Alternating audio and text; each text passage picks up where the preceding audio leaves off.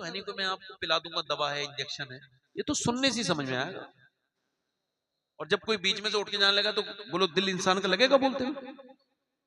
अब ऐसा तो है नहीं मैं एक दिन तकरीर कर रहा हूं, मुझे तो रोज ही तकरीर करनी होती है। ऐसे लोग मुझे नहीं मिलते कि साहब मैंने इधर से कह रहा हूं तुम हट जाओ, उधर से हट रहे हैं, फिर वो इधर से जा रहे हैं, साहब यही रास्ता बना लिया। एक साहब अभी मैं इतनी देर मैंने कहा तो एक आदमी इधर से निकल के गया है बड़ी इधर से। अल्लाह ताला उसको समझ अता फरमाए। आप भी सोच रहे हो कैसा मैं इंसान हूं, बस ऐसा ही। मेरा कभी झगड़ा नहीं हुआ किसी से, पूरी जिंदगी गुजर गई। हाँ, जिंदगी गुजर गई, दाढ़ी के मेरे बाल सफेद होने लगे, 37 साल की उम्र मेरी हो गई, आज तक मेरा किसी से झगड़ा नहीं हुआ। बस ये तकरीर में जब कोई नजरअंदाज करता है ना तो तकलीफ होती है। तो मैं तो इसको यार आखिरत की बात सुनाने आया हूं, है ना? जबरदस्ती सुनाया जाए, कैसे बताया जाए? मैं ये नहीं कह रहा हूं आप सुने मेरी बात, ना ना आप सुने ना, बिल्कुल ना सुने, सुनने वाले माशाल्लाह बहुत है, मगर आप जो है ना अपनी इस खबासत को खत्म करें जो आपके अंदर ये खबासत है कि आपको अगर अभी डीएम कह दे यहाँ बैठे रहो तो अपने हाथ पैर तुड़वा लोगे मगर उठोगे नहीं। मगर जैसे ही कोई शख्स ये बात खो रही तो उसकी कोई समझ में नहीं है बात। अब जिन लोगों के हाथों में मोबाइल है, मोबाइल जरा आप रख ले, ये रिकॉर्ड हो रही हो जाएगी, थोड़ी देर मुझे सुन ले, मैं वाकई में कह रहा हूँ मेरी तबीयत बिगड़ने लगी है, मैं सही बता रहा हूँ, वाकई में कह रहा हूँ। हाँ, जिसे फोन पे बात करनी हो अपने घर जाके बात कर, ये बात फोन पर बात करने की जगह नहीं है। मैं भी अभी फोन अपना खोल के बात करने लगूंगा तो इसमें मेरे भी फोन आए हुए हैं, आपको दिखाऊं अभी की मिस कॉल? नहीं, मैं कह रहा हूं ना आपसे, अगर ऐसी कोई बात है तो मैं आपको अभी की मिस कॉलें दिखा देता हूं कि मेरे पास भी मिस कॉलें हैं कि नहीं है, ये अभी उठा लूं कहो तो फोन। क्या बात है यार, यहां बैठ के बात कर रहे हो, इतनी बातें समझा रहे हैं फिर भी नहीं। ऋषि पढ़ने चल रहा हूं।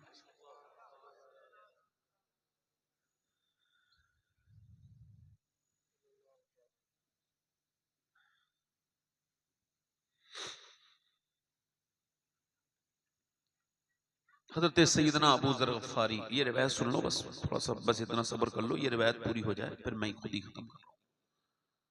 सैयदना अबू ज़र गफ़ारी रज़ी अल्लाह तआला फरमाते हैं कि मैं इतना बड़ा जालिम था, हुजूर के चेहरे को देखा तो मैं मुसलमान हो गया, हुजूर के नाम सुन के, हुजूर की बातें सुन के मेरे दिल में बड़ा असर हुआ। कहते हैं जब मैं उठ के जाने लगा तो हुजूर ने फरमाया ठहरो अबू ज़र, हुजूर उससे पहले मुझे हुजूर से मेरी कोई जान पहचान ऐसी नहीं थी, मैं दूर का रहने वाला था। सरकार ने फरमाया सुनो अबू ज़र, मैं कहते हैं ठहर गया। सरकार ने आवाज दी यहाँ आओ, एक बात का ख्याल रखना, जी हुजूर हुक्म फरमाए का अपने गुलामों पे रहम करना। कहते हैं मेरे दिल में धक्का सा लगा, मैं निसार तेरे कलाम पर मिली यूं तो किसको ज़बां नहीं, वो सुखन है जिसमें सुखन ना हो, वो बयां है जिसका बयां नहीं। फरमाते हैं मेरी तरफ हुजूर ने जब देखा ना मेरी आंखों से आंसू आए, मैंने हुजूर से कुछ नहीं कहा, मैं रोते हुए अपने घर का रास्ता तय किया, घोड़े पे रोता हुआ पहुंचा, अपनी बीबी से कहा जरा बकरे की दावत करो। बकरे कुर्बान किए गए और बकरों को फिर ज़िबा करने के बाद उनको भूना गया। कहा किसकी दावत है, कौन मेहमान आया है? कहा आज मैं अपने गुलामों से जरा उनकी दावत करना चाहता हूँ। कहते हैं गुलाम आके 20-22 गुलाम मेरे बैठ गए, मैंने उनसे कहा खाओ, तो उसमें से जो बूढ़ा गुलाम था वो हाथ जोड़ के बोला अगर तुझको मारना है तो ऐसे ही मार ले, देख तू हमारे ऊपर ऐसे खाना खिला के जुल्म करेगा तो मैं बूढ़ा हो गया हूँ, मेरी हड्डियां अब बर्दाश्त नहीं कर सकती, तुझको मारना है तो ऐसे ही मार ले। और फिर मेरे सामने फूट के रो के बोला देख मेरा अब हौसला नहीं है पिटने का, तू मुझे न मार, न मारा कर। कहते हैं जब वो रोया ना तो मैं उसके सामने जाके बोला तुम खाना खाओ, मैं तुम्हें मारूंगा नहीं। और गुलाम भी बोलने लगे नहीं नहीं आका आपको मारना है ऐसे ही मार लो, हम खाना खा के नहीं पिटना चाहते, आप हमारे साथ नया मजाक कर रहे हो। कहते हैं जब मेरे गुलाम रोए तो मैं भी रो गया, एक एक के सामने हाथ जोड़ रहा हूँ। वो जिसके हाथ में कल तक हंटर रहता था वो हाथ जोड़ के कहता है मुझे माफ कर दो, मैं तुम्हें खाने के बाद माफी मांगता मगर अब खाने से पहले ही माफ कर दो, बाद में खाना खाना। कहा क्यों? कहा मुस्तफा के हाथ पे हाथ दिया है, हुजूर ने फरमाया है अपने गुलामों पर रहम करना। अब ये हाथ हुजूर के हाथ में चले गए तो अब ये किसी का कमजोर पे नहीं उठेंगे, गुलामों पे जुल्म नहीं कर सकते। गुलाम बोले क्या ये सच है? तो वो बूढ़ा गुलाम मेरे आगे बढ़ के बोला अगर ये बात सच है मेरे आका तो खाना हम बाद में खाएंगे, पहले उस नबी का दीदार करा जिसकी बरकत से हमें ये दुनिया मिली है। कहते हैं हम कलमा पढ़ के सारे गुलाम मुसलमान।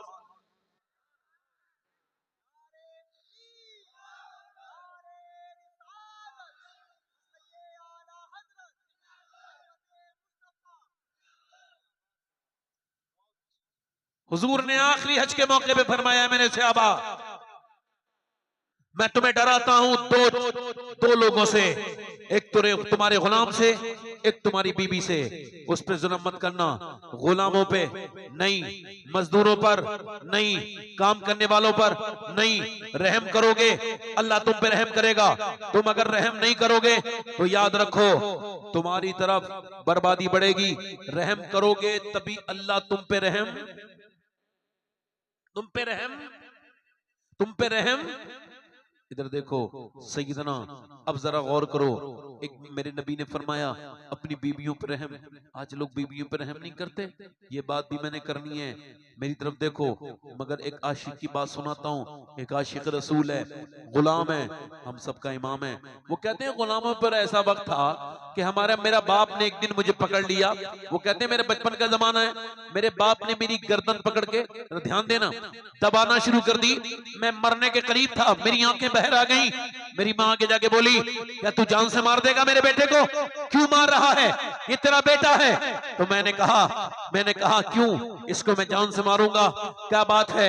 वो मेरा बाप मुझे छोड़ता नहीं था। मेरी माँ बोली छोड़ दे, बड़ी मुश्किल से हटा, मेरी दम में दम आया, मुझे सांस आने में दिक्कत हुई।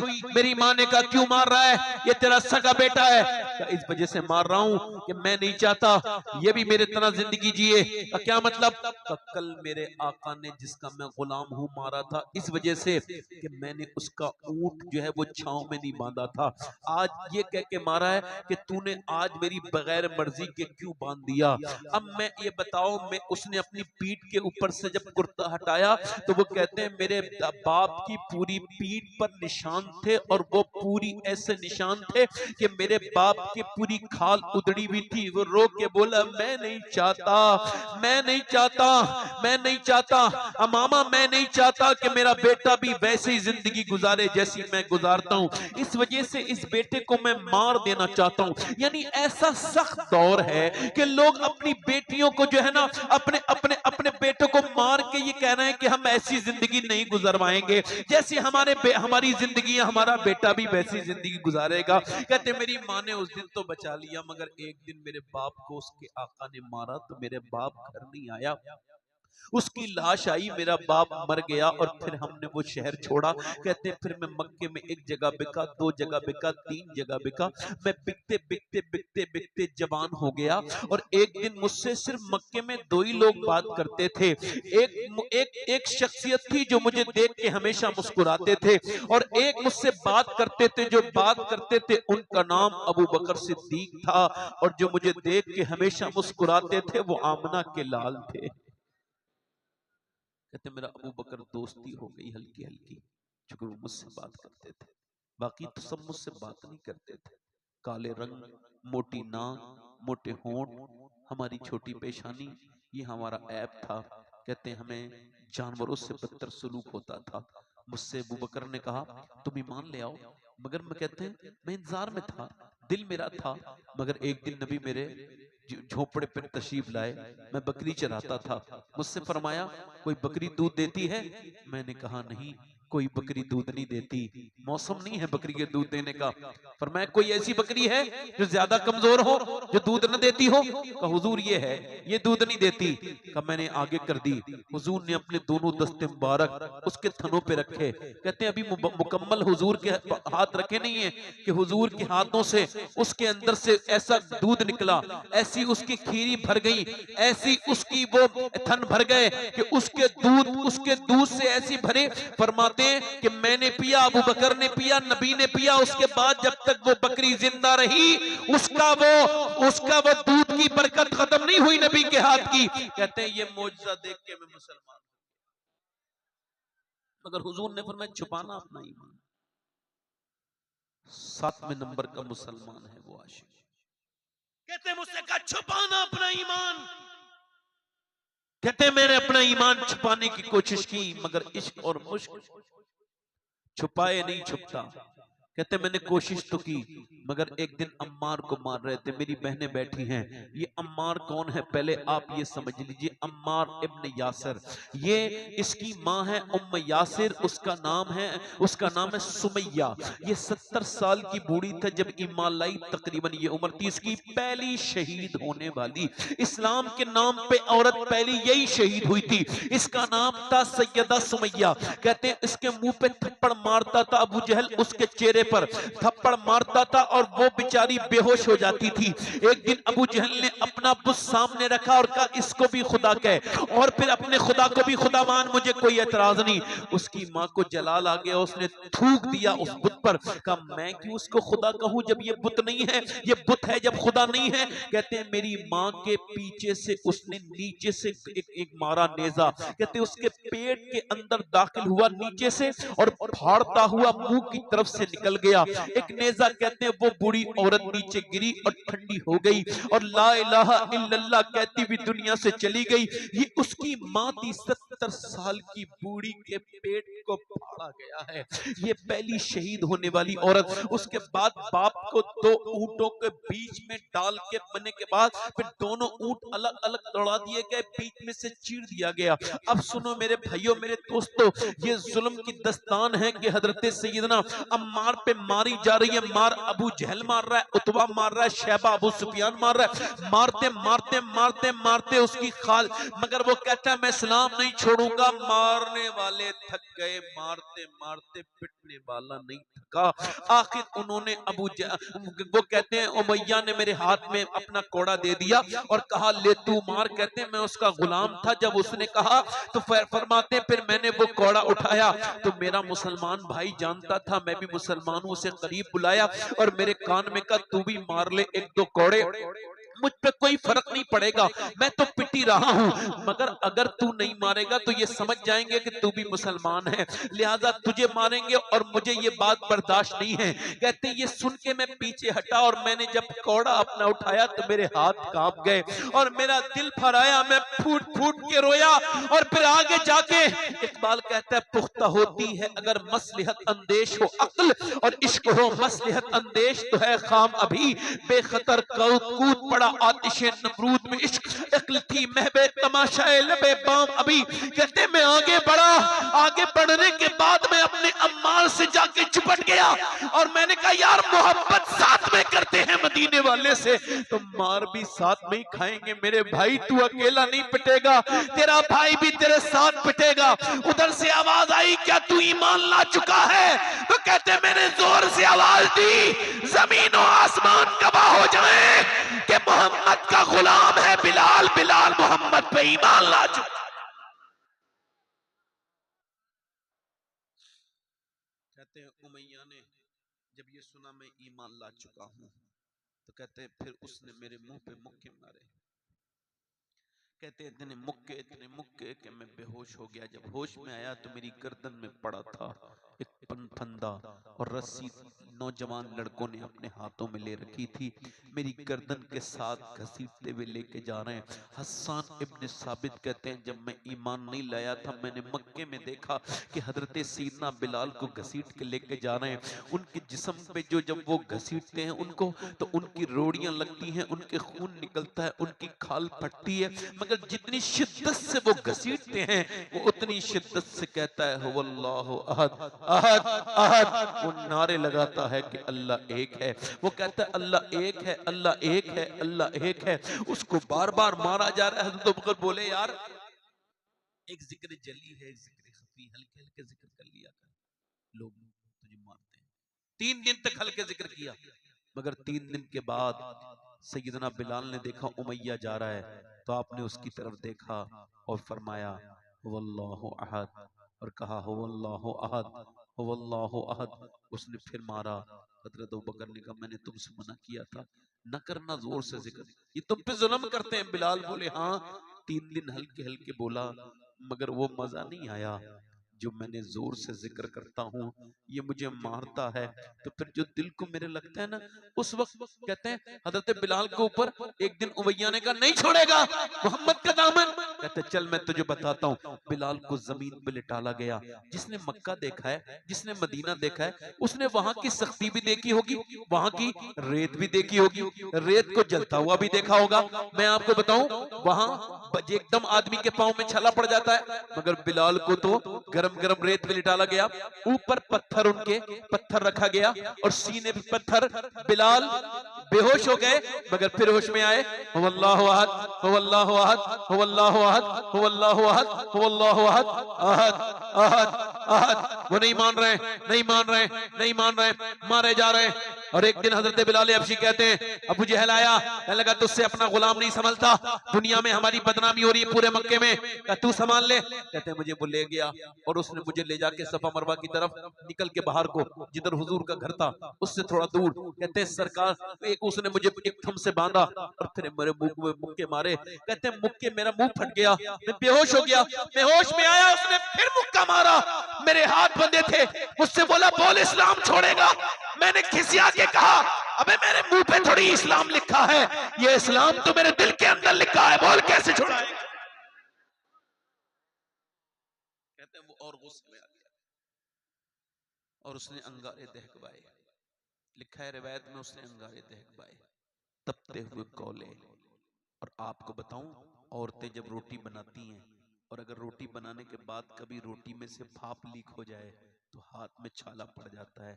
पूछो मेरी बहनों से कि जलने का दर्द कितना खतरनाक होता है। पूछो कि जब हाथ जलता है, कभी किसी माचिस की तीली से, कभी आपके भी जला होगा, कभी प्रेस से हाथ जल जाता है, आदमी पानी में हाथ डालता है तब सुकून पड़ता है। मगर बिलाल को तो गरम गरम अंगारों पर दहकते हुए 4 लोगों ने लिटाल दिया। जैसे ही लिटाला वैसे ही धुएं निकलने लगे और वैसे धुएं निकले, आपकी पीठ की खाल जली और उसके अंदर से आपकी चर्बी निकलने लगी। अल्लाह अकबर। और उस चर्बी से, अल्लाह अकबर, उस चर्बी से वो बुझने लगे कोयले। हजरत बिलाल ने अर्ज की मालिक अब बिलाल को मत आजमा, अब बिलाल को कबूल कर ले, अब बिलाल बर्दाश्त नहीं कर सकता। हजरत उमर फारूक आजम के दौर में हजरत उमर हजरत बिलाल के उसको हटाते थे, आपके कुर्ते को, और आपकी पीठ को चूम के कहते थे यार बिलाल मुझसे सारी मेरी नेकियां ले ले, बस अपनी ये एक नेकी दे दे। बिलाल का जब जिस्म जलने लगा और खाल निकल के बुझने लगे कोयले, तो बिलाल हबशी ने ये अर्ज की मालिक अब बिलाल को कबूल कर ले और बेखबर हो गुलामों से वो आका क्या है। उधर मेरे नबी पाक अपने घर में रो रहे हैं।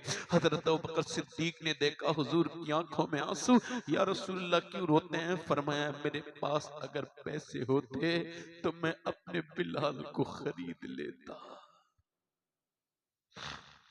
हजरत अबू बकर सिद्दीक अर्ज करते हैं या रसूलुल्लाह ये भी तो मेरे आपके पैसे हैं, मेरे पैसे। हजरत अब्बास से कहा पूछ के आओ कितने का बेचेगा। कहने लगा परेशान हो गया हूँ इस बिलाल से, 50 दीनार का बेच दूंगा, ले लो मुझसे सोने के सिक्के ले आओ 50। हजरत बिलाल को खरीदने के लिए हजरत अब्बास ने सौदा कर लिया, सौदा पक्का हो गया। हजरत अबू बकर बोले लो, उसने कहा तुम खरीदोगे? हाँ। तो वो तुम्हारा तो मुसलमान भाई है, तुम्हारे लिए इतने का नहीं है, तुम्हारे लिए 1950 ज्यादा सोने के सिक्के दोगे, 2000 सोने के सिक्के लूंगा और 2 यमनी गुलाम लूंगा। बोलो कबूल है? हजरत अबू बकर बोले हाँ कबूल है। हजरत अब्बास बोले यार ठहरो, मैं बाद में सौदा कर लूंगा, मैं इसको छुड़ा लूंगा, तुम ऐसा ना करो, इतना घाटे का सौदा कर रहे हो, मैं तो तुम्हें समझदार आदमी समझता हूँ, तुम तो समझदार ताजिर हो। हजरत सैयदना बिलाल हबशी के बारे में ये कहा तो हजरत अबू बकर बोले अरे अभी आपको खबर नहीं है, आप इस्लाम नहीं लाए हैं कि बिलाल का मर्तबा क्या है। ए हजरत अब्बास, अगर मैं बादशाह होता यमन का और ये मुझसे यमन की बादशाहत मांग लेता तो मैं तख्त और ताज को ठोकर मार देता बिलाल को। गुलामे मुस्तफा बन कर मैं बिक जाऊं मदीने में, मुहम्मद नाम पर सौदा सरे बाजार हो जाए।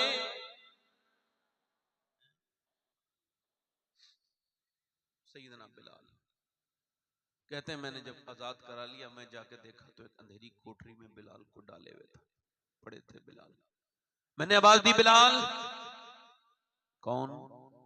का मैं अबू बकर। का क्यों आए हैं?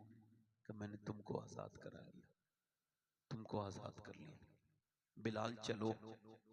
कहते हैं अच्छा मेरे भाई, तो ऐसा करो मुझे सहारा दे के उठाओ, मुझसे उठा नहीं जाता। एक जवान आदमी है, इतना मारा है, इतना जुल्म किया है, ऐ ज़ौफ मदद कर, दरे अहमद पे गिरा दे, और दरबान कहें उठ तो मैं कहूं कि उठा नहीं जाता। एक आशिक मदीने गया, वहां जाके गिर गया, तो वो दरबारी बोला उठ जा, उठ। बोला नहीं उठूंगा। गिर पड़ के यहाँ पहुंचा, मरमर के इसे पाया, छूटे न इलाही अब संगे दरे जाना ना।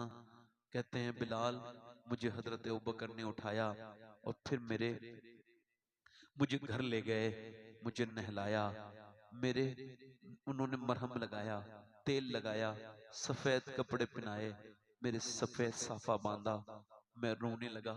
अबू बकर की ये मोहब्बत देख के बोले तुमको जितना रोना है यहीं भी रो लो, मगर हुजूर के सामने ना रोना। कहते हैं हजरत सैयदना बिलाल हबशी कि मैंने कहा ठीक है, मगर मुझसे तो नसीहत कर रहे थे। खुद जब गए हुजूर की बारगाह में, हम जब पहुंचे तो सरकार ने नजर उठा के देखा, अल्लाह अकबर। कहते हैं अबू बकर फूट फूट के रोए, हुजूर मैं अपने भाई को आजाद करवा लाया, देखे मैं आपके बिलाल को ले आया। कहते हुजूर ने दोनों पांव फैला दिए, दोनों पांव फैला दी, दोनों हाथ फैला दिए। कहते हैं मैं करीब गया, हुजूर ने मेरे कहा सीने से लग जा। कहते हैं मैं हुजूर के सीने से लग गया, अब सारे गम सुनाने लगा, एक एक बात सुनाने लगा। मैं कहता हूँ बिलाल हबशी मैं आपके कदमों पे कुर्बान जाऊं, मेरे बच्चे मेरी नस्लें, कि हम लोग तो मदीने के दरो दीवार से चिपट के रोते हैं, आप तो मेरे सरकार से चिपट के रोए हो। क्या तेरा नसीब है, तेरे कदमों की धोबन हमारे लिए बड़ी बात है। ऐ हजरत बिलाल हबशी कहते मैं रोता रहा, रोता, हुजूर ने मुझे कोई सरकार ने छुपाया नहीं। जब मैं खुद ही ठहर गया, सारा गम हल्के हल्के मेरा दूर हो गया। तो फिर मेरे नबी ने फरमाया आयशा खतीजा जरा खाना लाओ, खतीजा खाना लाओ। मेरा बिलाल आया, कहते खजूरें आई, मैंने खाना चाहिए, हुजूर की बेटी ने, मैंने कहा नहीं हुजूर मैंने खाना चाहिए। हुजूर ने फरमाया तुम नहीं खाओगे। हुजूर ने अपने मुबारक हाथों से गुटली निकाली और फिर मेरे मुंह में गुटली दी, मेरे मुंह में खजूर दी। कहते 3 खजूरें खिलाई हैं। किसी ने पूछा बिलाल कब बताना चाहते हो क्या, कभी तुम भूलते नहीं? कहने लगे मैं वो खजूरों का मजा नहीं भूल पाया, बड़े बड़े खाने खाए जो हुजूर ने 3 खिलाई थी। और जब मैं मक्के आए ना, मैं हमने फतह किया मक्के को, जब मक्के को फतह किया हमने, कहते हैं मैं मक्के पे मैं जब मैं गया, हुजूर ने फरमाया मेरा बिलाल आज अजान पड़ेगा। कुफारे मक्का बोले हमारा दिल तो पहले ही जला हुआ है, अब अगर बिलाल अजान पड़ेगा हमारे दिल फट जाएंगे, बिलाल को तो हम काबा नहीं देखने देते थे, वो गुलाम अजान पड़ेगा। कहते हैं सहाबा आए या रसूल अल्लाह किसी और से अजान पढ़वा ले। लोग कहते हैं बिलाल अजान पड़ेगा, तो बिलाल की अजान से उनके दिल फरमाया मेरे नबी ने खामोश, मेरा बिलाल ही अजान पड़ेगा। उसकी वजह यह है कि जब रेत पे लेटने की बात आए गरम पे तो बिलाल लेटे, जब अंगारों पे लेटने की बात आए तो बिलाल लेटे, जब पत्थर सीने पे रखने की बात आए तो बिलाल, अजान कोई और मेरा बिलाल पड़ेगा, चल बिलाल चढ़ जा। कहते हैं बिलाल मैं भी एक बार में ही काबे के ऊपर चढ़ गया। फिर मैंने अर्ज की हुजूर किधर मुंह करे क्यों करके अजान पढ़ूं? पहले अजान पढ़ता था मुंह मेरा काबे शरीफ की तरफ होता था, अब किधर मुंह करूं? फरमाया मेरे नबी ने ऐसा कर बिलाल अब मेरी तरफ मुंह कर ले। तो बिलाल काबे के ऊपर खड़े हैं, मगर अजान पढ़ते वक्त सिर्फ काबे की तरफ खड़े नहीं हैं, क्योंकि हुजूर काबे का तवाफ कर रहे हैं, तो बिलाल भी घूमते भी जा रहे हैं और अजान पढ़ते जा रहे हैं और बरेलवियों का अकीदा साफ करते जा रहे हैं। हाजियो आओ, शहंशाह का रोजा देखो, काबा तो देख चुके काबे का काबा। काबा तो देख चुके काबे का, काबा तो देख चुके काबे का। एक बादशाह ने खत लिखा हुजूर को, मदीने में वो खत मौजूद है। कहा मैं ईमान तो ले आऊंगा मगर बादशाह हूं, जहां बिलाल जैसा गुलाम नमाज पढ़ता है उस सब में नमाज नहीं पढ़ूंगा। यानी बिलाल को आपको हटाना पड़ेगा। बादशाह, हुजूर ने फरमाया लिखवाओ इसको, खत लिखो। फरमाया बादशाह को लिखो तू ईमान ला या मत ला, मगर मेरा बिलाल वही अजान पढ़ेगा जहां वो अजान पढ़ता है, और वही नमाज पढ़ेगा जहां वो पढ़ता है। इस्लाम में अगर कोई प्रधान जी आगे जगह घेरते हैं तो वो मस्जिद में उनकी नमाज तो नहीं हो रही, वो तो खुद मुतकब्बिर है। नमाज में जो पहले पहुंच जाए उसी की जगह है। इमाम के अलावा किसी की कोई खास अहमियत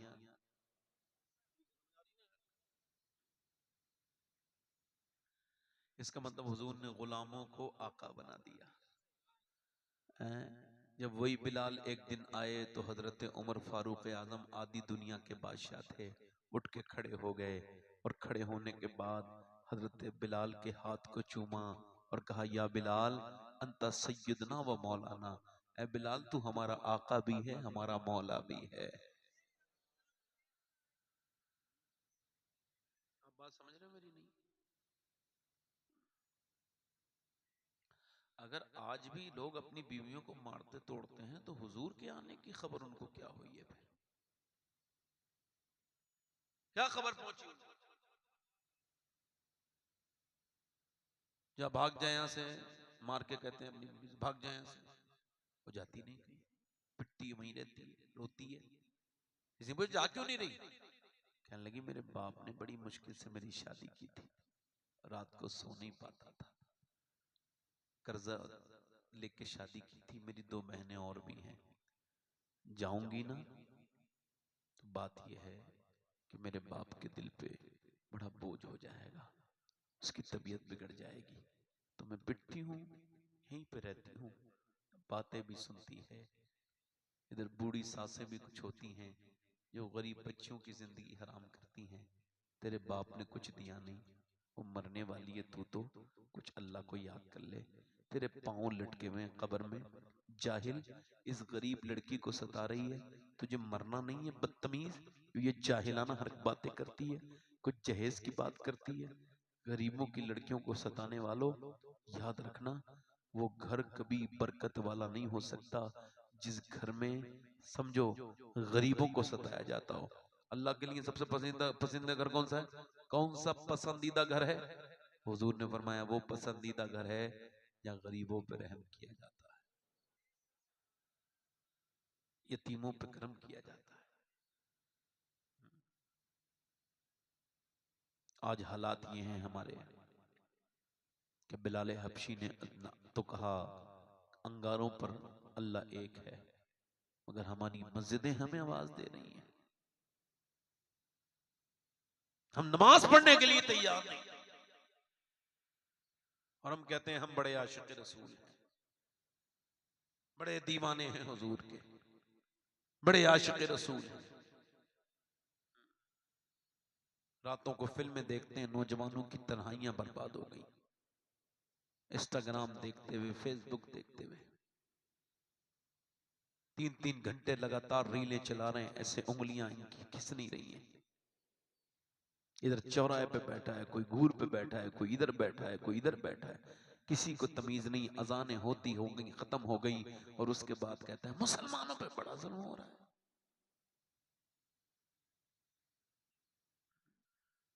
अपने अमल भी तो देखो,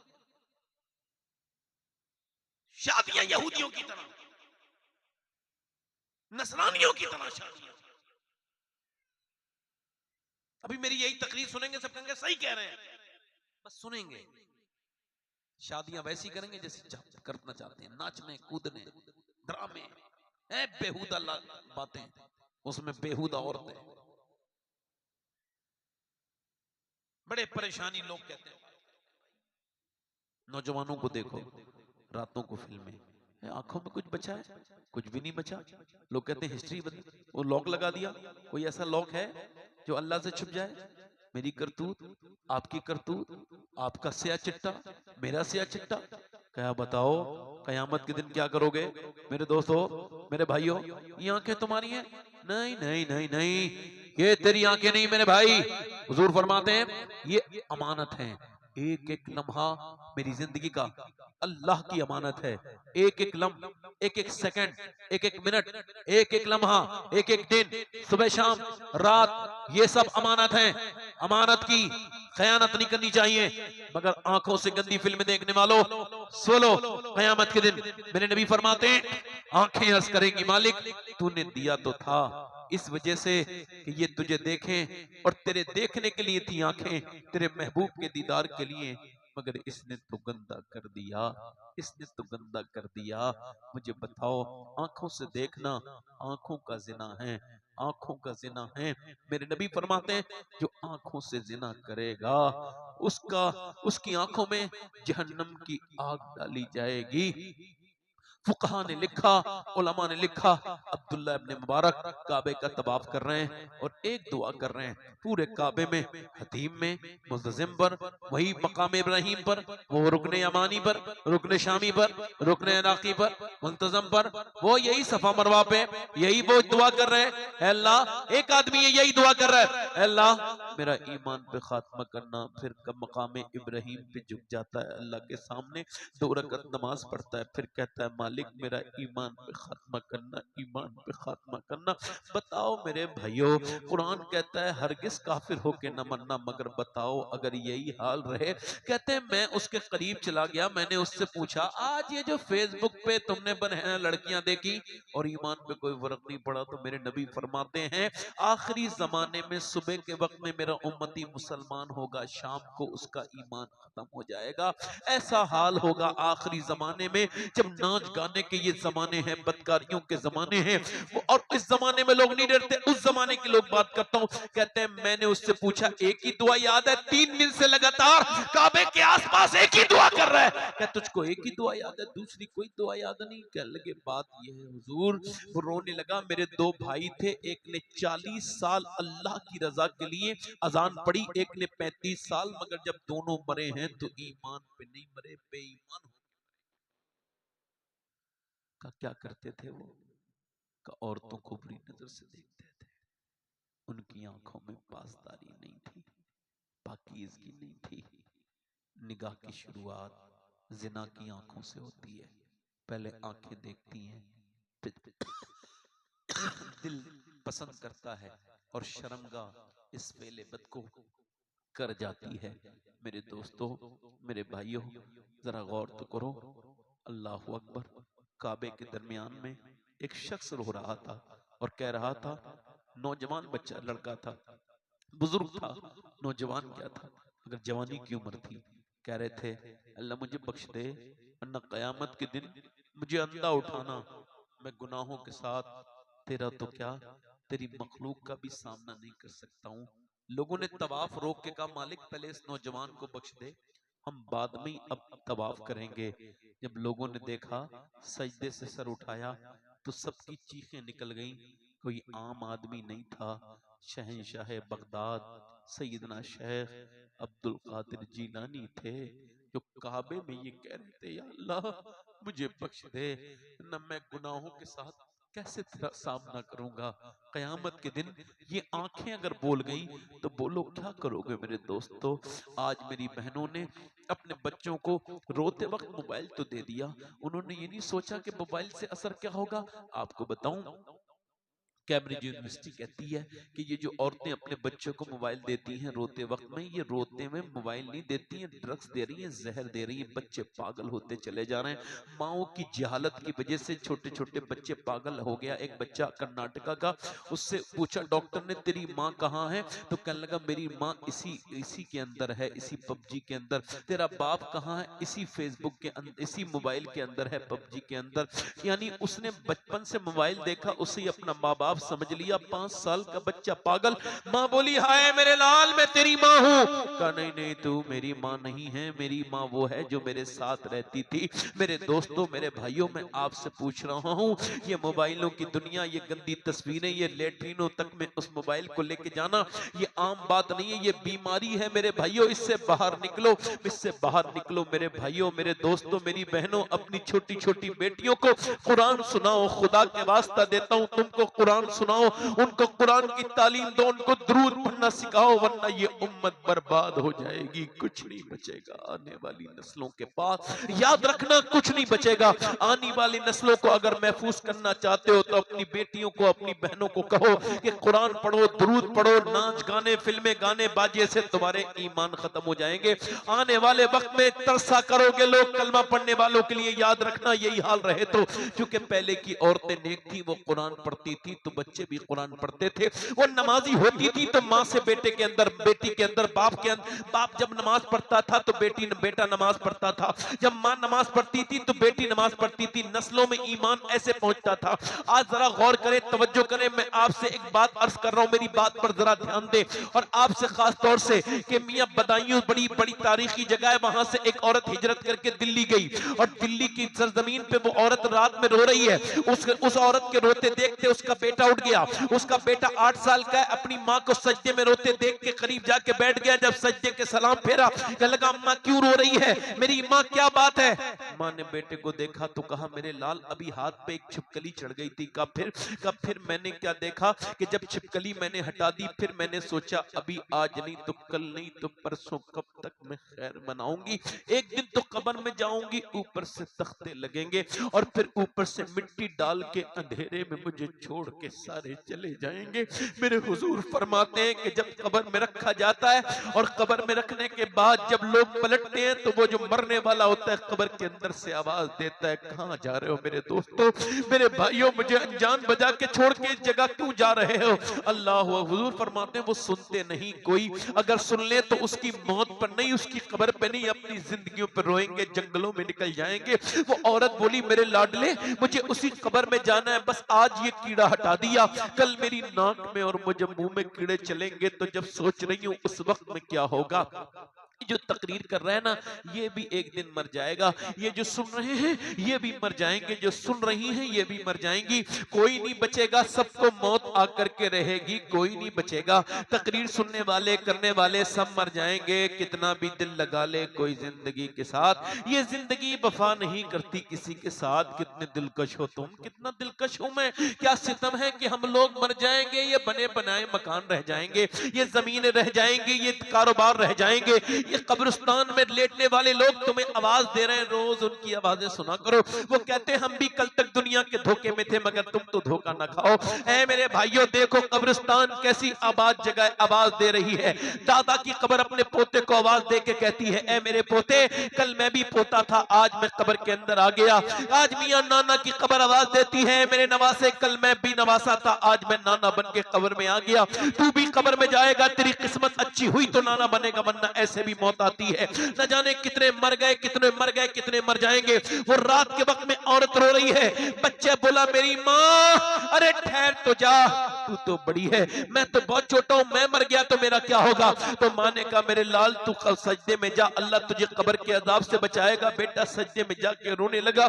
जब बेटा सजदे में जाके रोया तो माँ भी रो के बोली मालिक यहाँ तक लाना मेरा काम था, यहाँ से आगे मेरे बच्चे को कबूल कर लेना ये तेरा काम है। ये मेरा यतीम बच्चा है, मैं इसकी बेवा माँ हूँ मालिक, इस मेरे बेटे को कबूल कर ले, तू बेपना ताकतों वाला है, तू असर देने वाला है, मेरे अंदर कमियां बहुत है, तू बड़ा ही करीब है, गर्म कर दे अपने महबूब के वसीले से। वो औरत ने जब दुआ मांगी अल्लाह ने बेटे के दिल को बदल दिया, बेटे का दिल बदला, ऐसा बदला, ऐसा बदला, ऐसा बदला, ऐसा बदला, अल्लाह अकबर, ऐसा बदला कि फिर बेटे ने कभी तहज्जुद की नमाज नहीं छोड़ी। माँ जब बेटा जवान हो गया, माँ का विसाल हो गया और फिर उसके बाद बेटे का भी विसाल को 750 साल गुजर गए।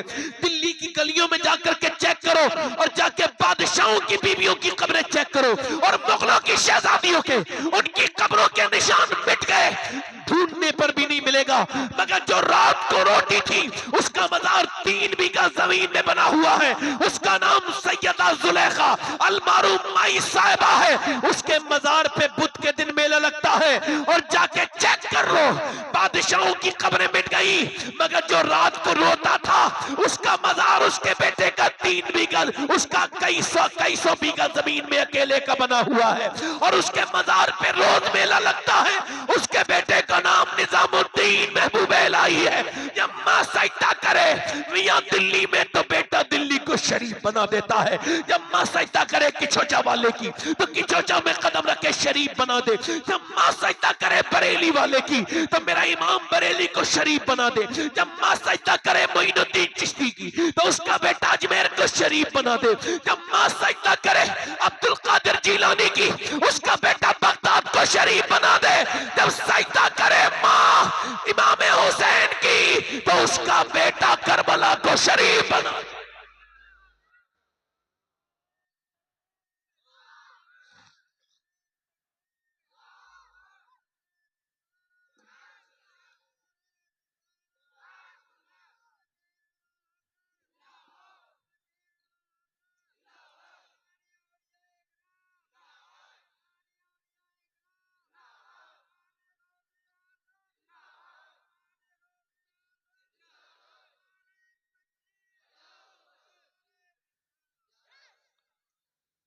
ये जो हमारी बहनें बेटियां ये समझती हैं हमारे बच्चे हमारे मुखालिफ हो गए। नहीं नहीं, आपने खुद ही इन बच्चों को मुखालिफ बनाया है, तुमने दीन नहीं सिखाया।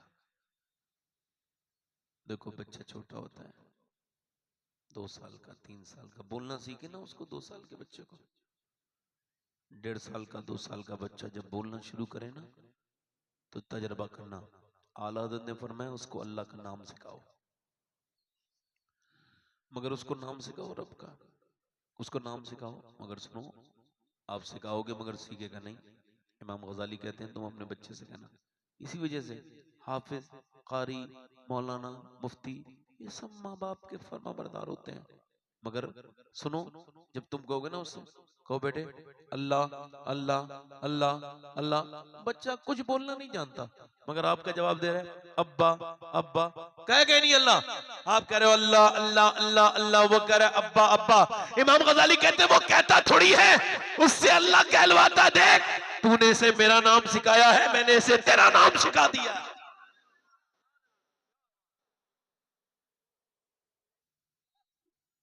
अब बच्चों को बाप गाली बकेगा तो बच्चा भी गाली बकेगा।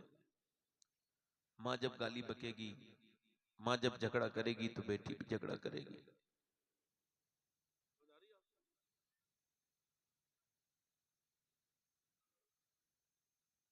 दुरूशी पढ़ो। थोड़ी देर और बोलूं, 5-10 मिनट, 1.25 घंटा हो गया मुझे बोलते हुए, आपको एहसास तो नहीं हुआ? थोड़ी देर और बोलता हूँ। अल्लाह ताला आपको सलामती अता फरमाए। अल्लाह अपना फजल फरमाए, करम फरमाए। मेरी बहनों से कहो कि वो अपने बच्चों को जरा